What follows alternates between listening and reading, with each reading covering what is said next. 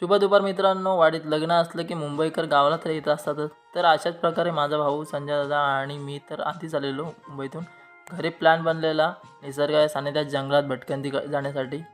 पहिले आलो तर काजू आणि करवंद म्हणजेच रानातील रानमेवा बघण्यासाठी. कितपर्यंत लागले तर इकडे बघावं तर काय, माकडे आणि केळडी कलमाच्या फांद्यांवर बसून आंबे सोलत होते. तर कोकणात आंबे मिळतात पण त्यांची निगा किती राखावी लागते फक्त त्या शेतकऱ्यालाच माहिती असते. तर तेथून पुढे आलो तर निगडीच्या पर्यायात आम्हाला हिरवी करवंद खायला मिळाली आणि आवळेसुद्धा मिळाले. मित्रांनो, शनिवार रविवार सुट्टी असली की गावी जायचा प्लॅन बनतोच, कारण ट्रेनची गजबज, सोमवार ते शुक्रवार ऑफिस टेन्शन. तर मित्रांनो, मन शांत करायचं एकमेव ठिकाण म्हणजेच आपलं कोकण. कोण कोण येत असतं कमेंट करून नक्की सांगा शनिवार रविवार सुट्टी असली की.